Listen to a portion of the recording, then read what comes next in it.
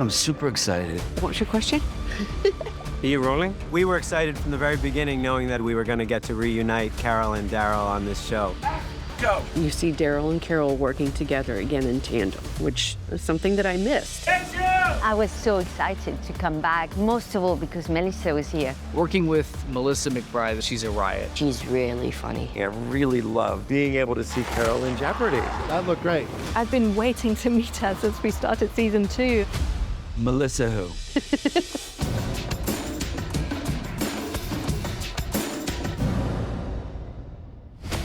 Where's Carol been? She's been at the Commonwealth. Now that you're gone, and you should have been back by now, all these things are starting to stir up. It's too quiet. Remember 12 years ago when I axed my husband's head in? I handed you the axe. Kind of traumatizing. I'd never done that as a human being before. Hey, where's my necklace of ears, by the way? Right. Where are they? Who What took were them? you thinking? I don't know, I was into accessories. It's been nice to have Melissa here. Just getting to see Norman again, period, is, it's fun. I mean, she was always supposed to be part of the show. She was part of the show before the first script was ever written. That was a given from the beginning. Something that I was very eager for, the writers were very eager for, the fans, of course, were very eager for. Just being on set in this whole new environment, but feeling like Carol. Don't move. Immediately. That was really fun. You gonna shoot, bitch? Ah! We're late, are you crazy? Certifiable. Where is he? Where's my friend? They got themselves stored on a damn boat A boat?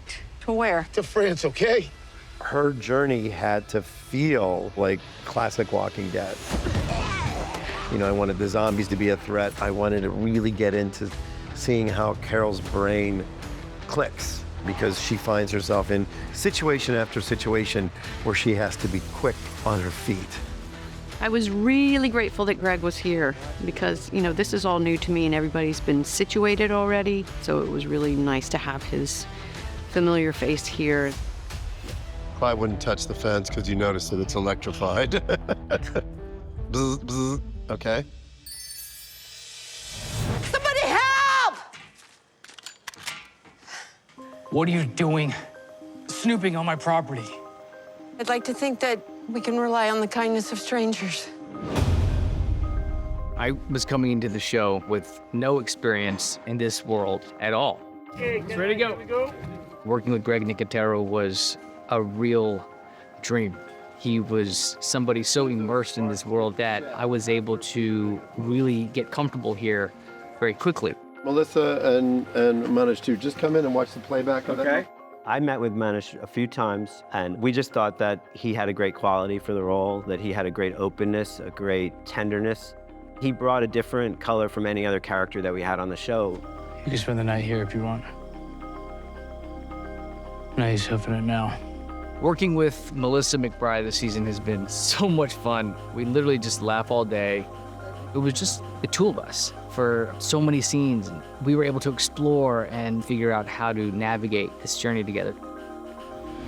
I never ventured too far. You could go anywhere. I have everything here.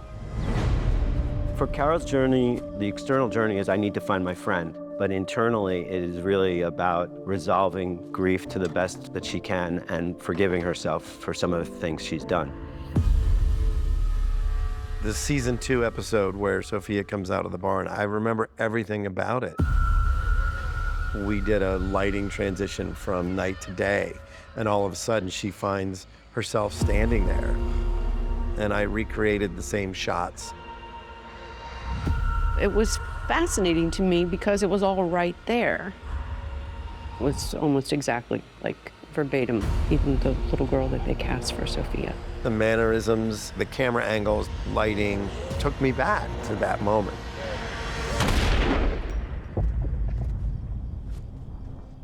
You okay?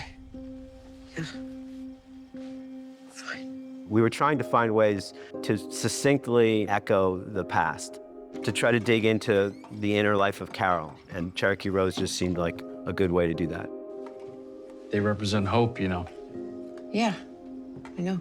whole story behind it related back to Daryl and Carol looking for a lost loved one. I believe this one. Bloom for your little girl.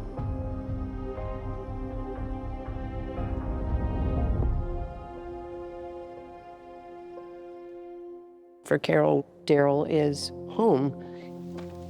She feels a little lost without him.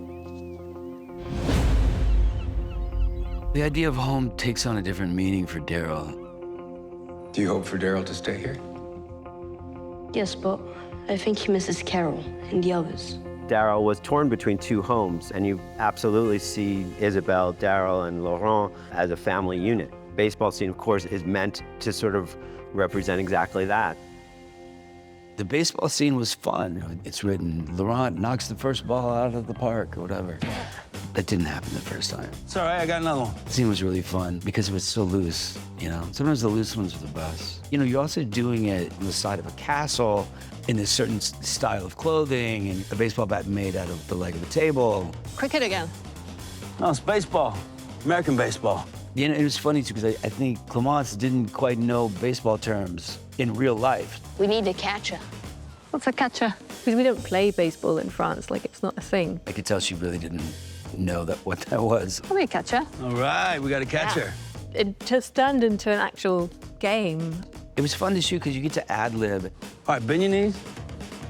You start to know each other's quirks and stuff, and you can add them in, and you can play with them as you would a family. I had the video on my phone of me hitting it, but by mistake, and we lost the ball.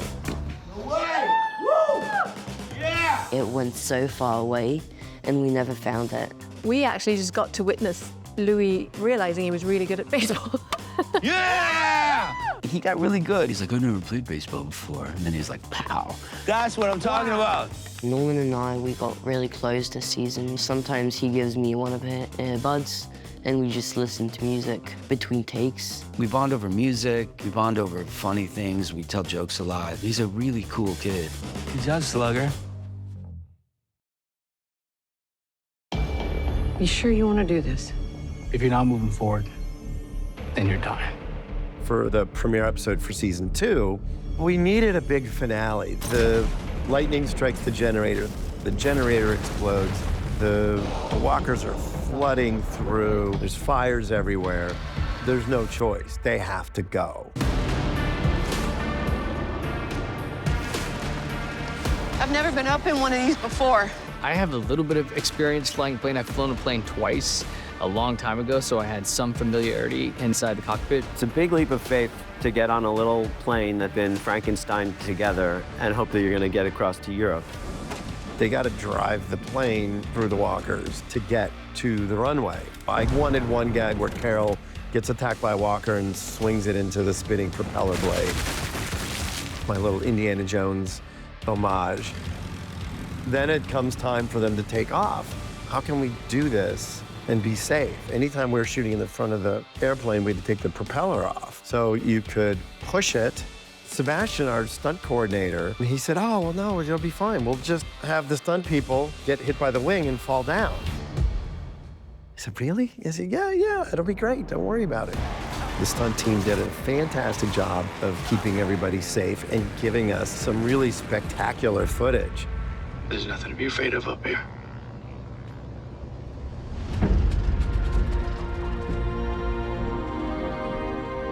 Roll camera! We went to a lot of beautiful places on this show, but I have to say the French Alps is top 2 or 3 of the beautiful places we went. The drive up to get to the French Alps was incredible. And then just being on the ground in the Alps, the visuals were stunning. And then to see the drone shots when they go over the mountains and these huge vistas, incredible. Selfishly, I will say, I just wanted to shoot in the French Alps. And if we can't shoot the French Alps as the French Alps, then maybe we could shoot the French Alps as Greenland. Because the story really demanded that Ash and Carol stop somewhere. So we were like, how can we complicate that in a way that gives us some reality and some struggle, rather than just, boom, they're in Paris, you know? So Greenland was the logical place, and it was the place that real pilots would plan to land if they needed to make a landing. But I was skeptical that we would be able to really find the Alps at that time of year that would look Greenland-like. Malheureusement, on devait tourner au mois de juin. Et en France, au mois de juin, il y a eu encore de la neige. Donc on a dû reporter notre tournage au mois de septembre. Directors like their toys, they like their ships and their planes and their trains. We've had to do aerial photography, we've had to do onboard plane photography. Some we've done live, some we've done against green screen. It adds enormous complexity, but it's so rich in terms of the scale and the scope it gives us. Locations did an amazing job, and it was a very hard logistical thing to get everybody up there. And we have a big walker sequence there. Action! Really beautiful, amazingly executed by this entire crew and team, and Dan Percival, who directed that. When I talked to Dan Percival about it, I said, I think it would be really fun if we went for a different look with these walkers and that their skin looked more preserved and more mummified. But again, it's always about utilizing the environment and taking the foliage and the growth that was on the mountainside there, incorporating it into the makeups, and it worked out great.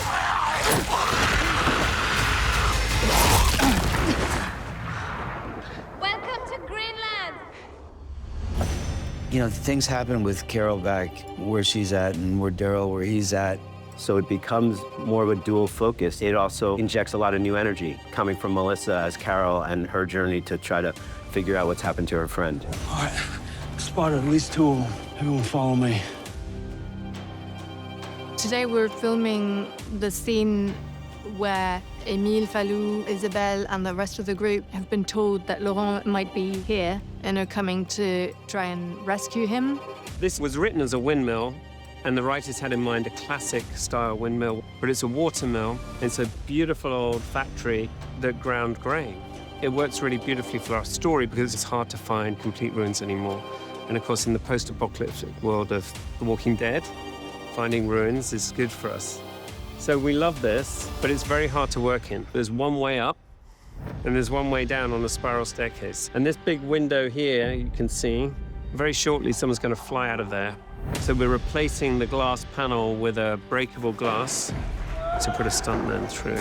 And he's in a fight with Daryl Dixon, which was a mistake on his behalf. To do the choreography for a fight scene sometimes gets kind of cramped, and it looks great and you'd never know on camera, but it's a little harder to do than in a big flat room. That episode's, I think, the first time that Isabelle kills somebody.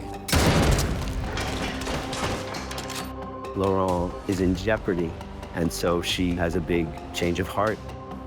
Her realizing all of that with Daryl while this is all happening has really got their bond in a tight, tight place. Don't worry, when the water goes back out, we'll go in and get them. And then I'll go with you, if the offer still stands.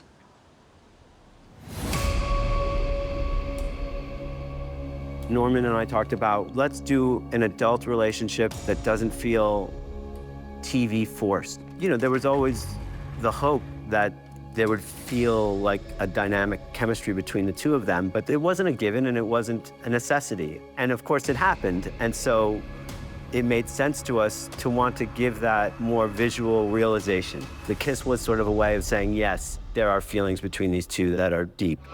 What does this mean? You could come with me. He cares about her, and they've gone through this journey together. They understand each other. There's weaknesses that are exposed in each other that are shared between them intimately, which just causes you to get stronger and stronger. And that's really what's happening. It allowed us to show a side of Daryl that the audience hasn't seen. We were trying to really keep it real. And then, yeah, we had a kiss that was mosquito crazy, flying in our mouths and, bouncing off our faces during this big romantic sunset moment. Oh my God, the only thing we were really worried about were all the insects on each other's faces. She's a trooper, and it was still fun, and the scene came out super beautiful.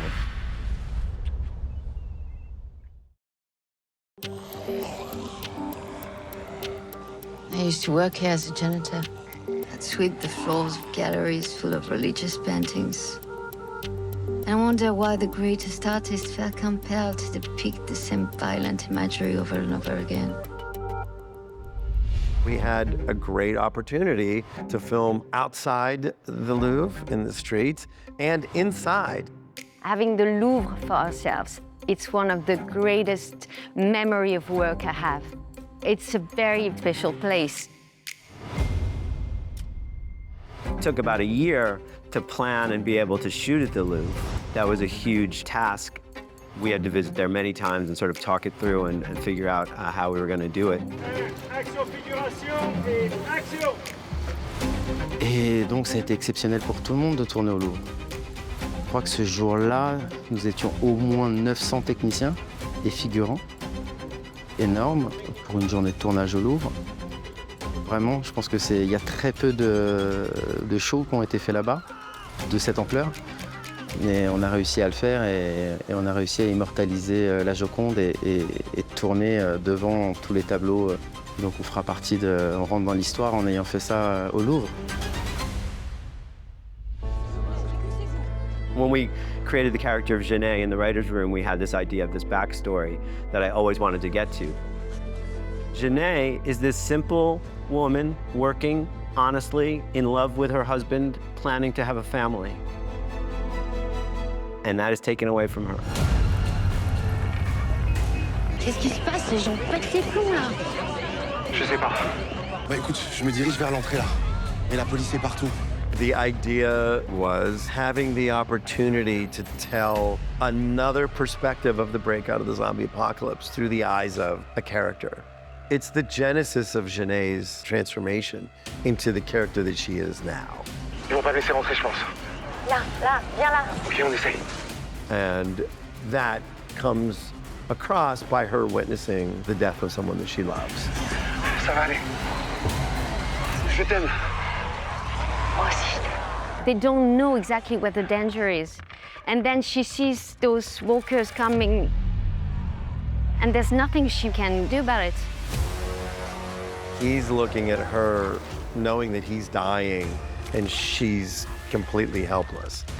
That's a terrible feeling for a character, a death of the one that you love, that you could not imagine in real life. Those are the moments that people remember. You can spray blood till the cows come home, but if it's an emotional death, then you know you got him.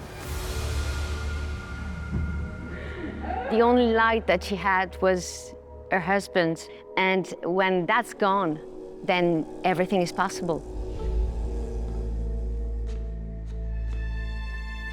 The Mona Lisa is a figure who represents the idea of women who are hidden, women who are watching, women who are observing, and women who are holding secrets. So those three, Mona Lisa, Genet, and Carol, all are of a piece in that sense. What do you see in her expression? She looks sad. Meeting them in front of the Mona Lisa, that was very fascinating to put those two characters together because of some of the similarities that they have, but also the differences. Carol absolutely relates to Genet in how this world has affected her, the losses, the guilt. A woman gazed on by millions, never actually seen. But I see a secret in that smile. Something withheld. Those women, they are nearly the same. The apocalypse made them become someone that they wouldn't expect. You can't imagine what I have done to get this far. I understand, I do. They both lost their reason to live, so they had to find something else. These pains we carry, we women need to learn to let them go. But we have to forgive ourselves for all the losses. Every character who's villainous has some aspect that you can empathize with. Genet has gone to a very dark place, and Carol has gone to a pained place, but not a dark place. Genet is a really compelling character. It just hits everyone so differently, but she's taken that path of control. If you feed a monster, you're gonna get a monster. It's the original, you know. How are you so sure it's the real thing? Because I'm the one who took it out. Hang on.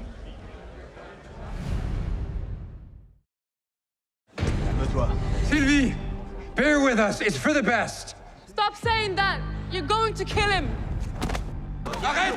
Dérégulé! Lâche-la! The moment where Sylvie dies, to me, was the most shocking of season 2. I gasped. We always wanted Sylvie to have a heroic story where she is fighting to save Laurent. And at the same time, we were figuring out this story about the ceremony and the test. And I said to the room, well, if you're gonna test the kid to make sure he is what you think he is, you're not gonna just pick some walker off the street. It would be a special walker. So who better to confirm our faith in Laurent than someone we've just lost, but who loved him dearly?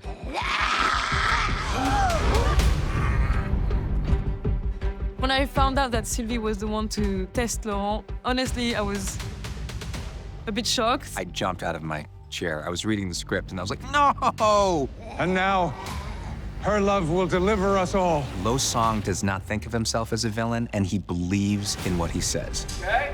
The way we're handling it is in a big ceremony. Lo Sang has slowly been grinding under the pressure. On combat pas le tout avec la foi, mais avec des preuves. He has a great faith, and that faith is put to the test, and ultimately his faith buckles. Does that make him a bad person? That's the big question. Drink this. It'll relax you. I feel relaxed. Drink it anyway. It's difficult to navigate sort of spiritual purity and the maintenance of power. It'll all be lost if he can't prove that what he's been saying is right. He really has to feel that he is doing the right thing with this and that the boy Laurent will survive. There you go. Yeah. When she walked up onto the set, people were a little taken aback because you could really see it's her, so you see like her humanity in her face. There's a moment she's coming in to deliver this bite where she stops. Does she see him? Does she know who he is? It's just a flash of a second. Laurent's reaction to seeing Sylvie was super startling to him. It's pretty scary, and to tell you the truth, I can't even look at her. When I saw myself the first time in the mirror, I loved it. Some women look really pretty as zombies. I don't know how they pull that off. Jason Hodges, who's a makeup artist on the show, really did something amazing. Jason made this fake broken neck and also synthetical cheekbones. The idea of being transformed and be completely different from myself, I loved it. I laughed. Yeah, I laughed when I saw Laika. And I think even as a walker, Laika still had this look of a beautiful walker, you know? The hardest part filming this scene with Louis just was laughing all the time because I was coming really close to him and just screaming in his ear, so we wanted to laugh all the time. It was sad to say goodbye to this character we've come to know so well. Ultimately, she relished it, and she did an amazing job. Merci beaucoup tout le monde. Bye-bye! Arrêtez là! Tirez! Get us out of here! Hurry up! Hold on! Go! Today we are at the Mont Saint-Michel. It's amazing. It's a great location for war. Getting to ride on the ATVs was fun, getting to drive it, but the rehearsals were, I think, maybe more fun than actually shooting it. I had a little more free reign in the rehearsals. Carol's riding an all-terrain vehicle, and strapped to the back of the vehicle is our friend Caudron. Caudron has been used as a bait. It's not very fun to be used as a bait. Caudron couldn't run away, so the only thing Caudron could do is to yell. Go! Go! So guess what he did? He yelled. Go! These walkers on the show are really frightening. Actually, I was really scared when I saw them. Get me loose! The dummy really looks like me. The only thing is that his head is a bit bigger than mine. So I told them, listen, okay, I have a big head, but not so big, you know. But it's amazing. I did like the challenge of being able to drive it as quickly as I could through some very narrow spaces, and the challenge of, you know, not hitting anybody. Attention au portail. Ils sont dans la montée.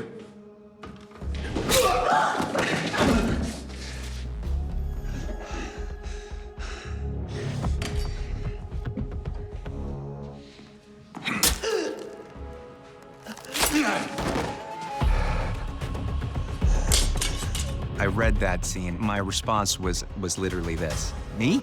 The killer's me? No, no, no. How I originally pitched it, I wanted them to throw in Isabel's half-dead body into the cell. And as she dies, I noticed there's a key in her hand. We've already established that she used to be a pickpocket. That was one last heroic thing she did. She picked the pocket on the way in. Ready? Let me out.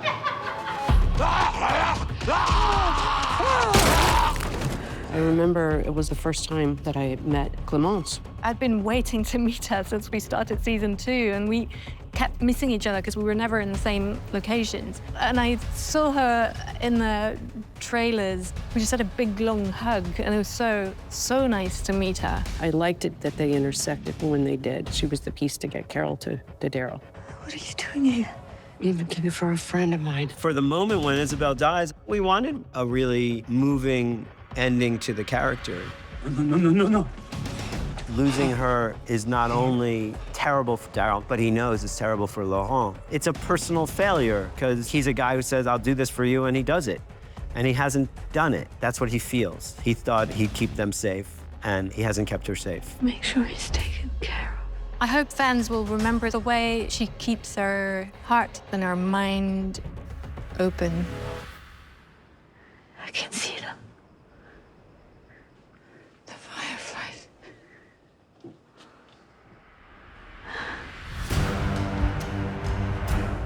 There was a lot of talk about how Daryl and Carol reunite, because obviously it was one of the centerpieces of the season for us. I'm here to bring these two characters together again, which the fans seem to like them. It was written that she finds me in jail, and the door opens, and I'm kind of like, you know, is that you? As we were filming Daryl and Carol's scenes, as we were seeing some of the footage, we're going like, maybe that doesn't maximize the opportunity. And that's, I think, what Norman especially felt. I woke up in the middle of the night. I grabbed my phone and I wrote down this idea that I had about the meeting. It just came to me while I was asleep. I sent it to David. And he and Jason both liked it, and they took that idea and they just elevated it 1,000%. That was Norman's idea. Then it changed into something a little bit different. To go from here to here to here to here to what? To is such a cool idea. You know, because I know the fans, they're like, when's she gonna find him? When's she gonna find him? When's she gonna find him? And it has to be legendary.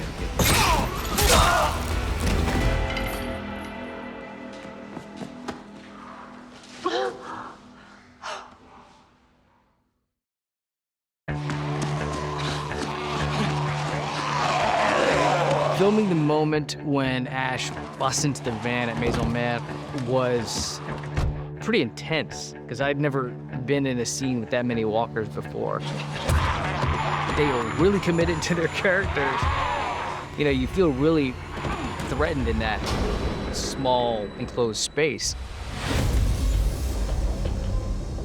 We spent, I think, 3 days with about 100 walkers. There's gotta be something alive in there. The choreography of that scene was pretty amazing, with the amped-up walkers surrounding the car. Camera goes above and you see just how wild this scenario is. It kind of reminded me of getting a car wash. You know, when you go through a car wash and they're shaking the car, you see the amazing prosthetics that Nicotero's team has done. It brings it to life in a way that actually hits you. Being inside this car with smashing up against the windows, you know, chaos in every direction. It was really intense. Daryl finds the case with the tranquilizer darts in it and injects several of the walkers, and the idea is that they start tearing apart other walkers around them. We had air mortars blowing blood onto the windows from different angles. We really wanted it to be, once we were inside the car with them, that there was just gore all over the windows. And you're just wondering, waiting for something to strike, and you don't know where it's going to happen. So I like the suspense of that. As the zombies are also attacking the car, head first, running into the car, smash, blood everywhere. That was pretty challenging because there was a lot of stuff going on. You see Daryl and Carol working together again in tandem, which is something that I missed. My favorite moment from that day was how much fun we had with the amount of dead bodies on the ground. I mean, there was like hundreds of dead bodies, and it was super sticky, super bloody. It was fun. I like all that stuff.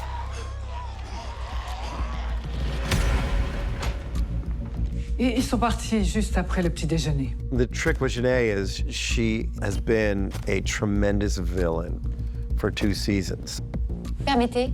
So her death has to live up to the glory of her evil doings. Ils sont là quelque part. On va fouiller la maison. Non, qu'ils le fassent, eux. S'il y a bien une chose dont les morts sont capables, c'est flairer les vivants. I was so excited about that death. I saw my love devoured by the monsters they made. Have you ever known that kind of loss? She really did believe she was doing the right thing for the community.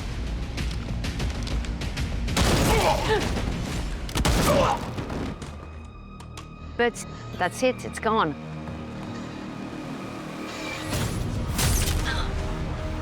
The death is so spectacular. It's not only what we had to play, but it's a technical challenge as well. We really wanted her death to be gut-wrenching. What Nicotero and his team came up with was horrifying. We built this really cool animatronic head that had all these little bladders in it so that the eyes would inflate. We put blood tubes in the nose and the ears and the mouth. And it had like 4-way jaw mechanism, 4-way neck mechanism. So her head goes back and we open the jaw so wide that the jaw tore open and split open. Like her head just exploded. The makeup and the blood and the movement, I love that. That was so exciting. So what we ended up doing was we scanned her head here in France, and then at K&B in LA, we sculpted it, we built all the mechanisms, we matched the hair and the costume and everything.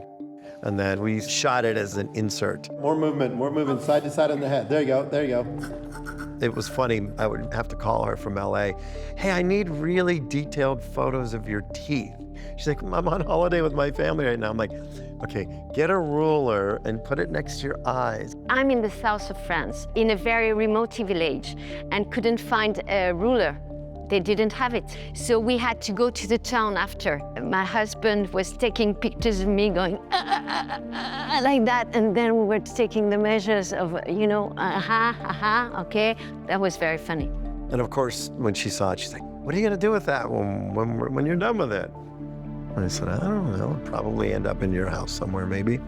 I was so happy that I had this head.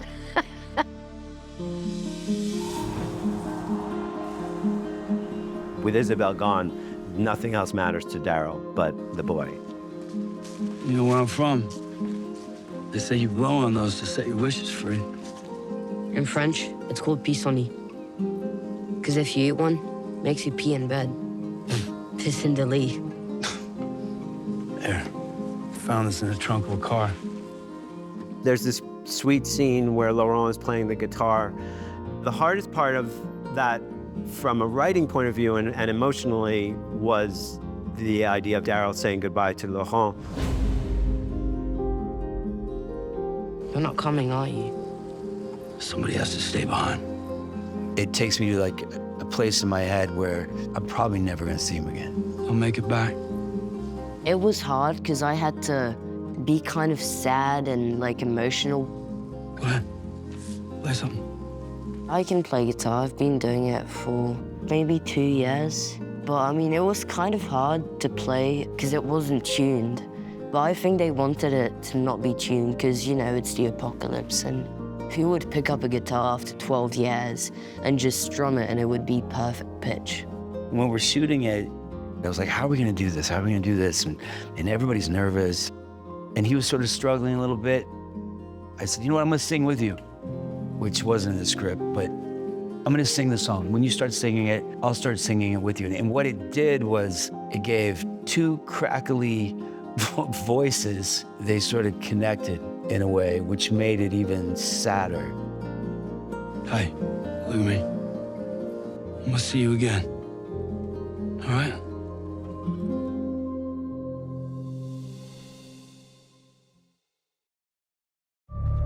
You ready to fly? You gotta go right now. Come on, help me get this wall down.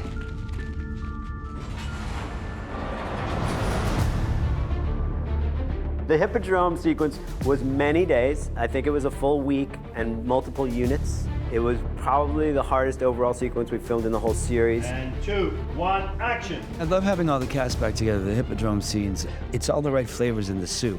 Good. Very good. This is one of the most epic sequences of the season, getting Laurent out of here. So it's a pretty powerful sequence with a lot of action, a lot of ticking clocks, but also some really big emotional stakes. Hey, look at me. I'll see you soon, all right? I promise. L'hippodrome, c'est un hippodrome qui se trouve en Île-de-France, qui est un vaste site, un ancien hippodrome, qui a eu ses heures de gloire et qui est désaffecté depuis 30 ans. I love the Hippodrome because it's post-apocalyptic. It hasn't been renovated for a long, long time. It was really hard. High level of difficulty with airplanes and shooting and things blowing up and walkers. Action! Amazingly shot by Dan Percival, amazing stunt work by Seb and his guys. Keep the plane really juddering. We're shooting close-ups in the airplane, which of course we can't do while the plane is taking off down the runway. So we have to shoot against a green screen. And it's really complicated. We have a whole bunch of people shaking the plane to make it vibrate. And all the actors have to imagine what's going on, and I'm talking them through it. More vibration, more violent vibration. We got to be in a real plane, which was kind of sick. When you see the finished film, it'll look seamlessly like they're heading down the runway and avoiding all sorts of obstacles in the way and taking off and escaping. We had to have the best drivers, best riders, and the best pilot. We booked Baptiste Saliste. He's a really good pilot here in France. We are in Paris area, and typically we don't have the authorization to fly over this area, but for the movie we have the authorization to do that. I think the most important thing here is with all the violence and all the action and all the thrill and all the drama that you never lose sight of that very simple human emotion of two people saying farewell, potentially for the last time. I know. Go. I was kind of gripped by that because I'm like, wow, he started alone washing up on a beach and now he's getting left alone again. That's what it feels like in the moment. My fondest memory of shooting that whole crazy Hippodrome scene would be Carol laying in the grass, taking that shot, and then looking over and seeing Daryl. Daryl seeing Carol. Carol stays behind because she can't leave Daryl behind. It's the whole reason she came. We keep going, all right? That's what we do.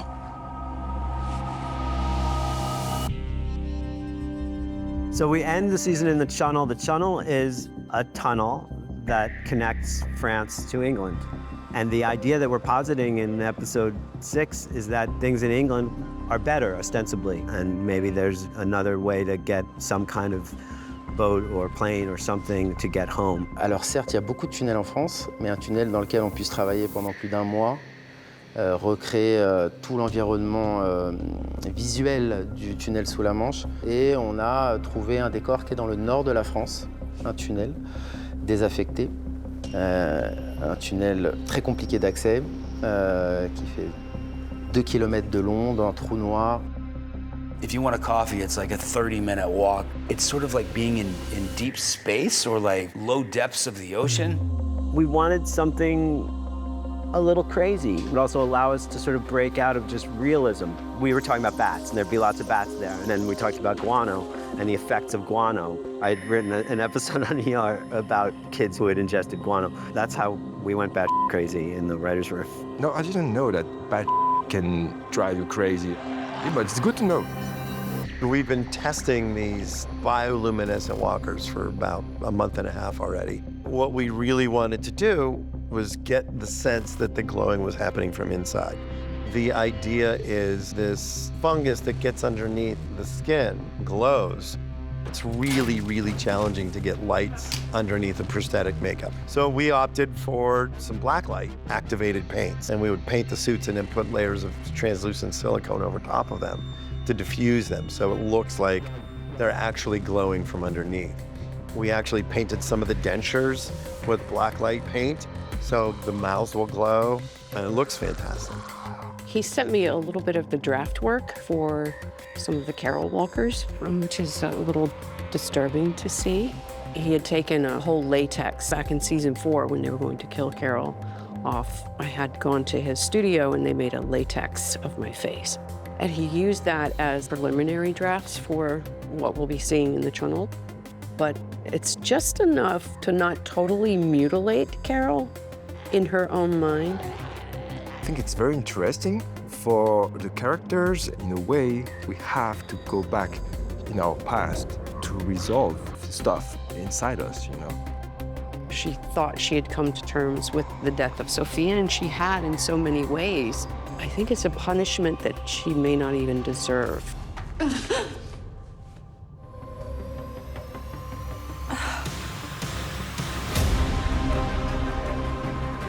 We don't know. We don't know what season 3 is.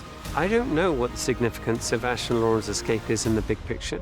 I mean, it's the end of one story. It's the beginning of another journey. And cut. What are the chances that you're going to see Ash again? He is off to the Commonwealth. Yeah, I think we will see Laurent again. I hope so. Falou?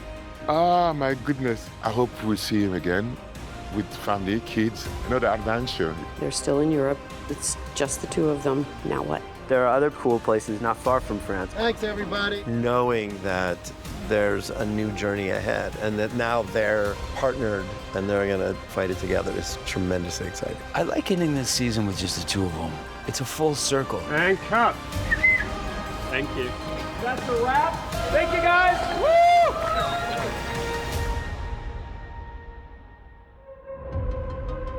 What does that mean for season 3? I don't know.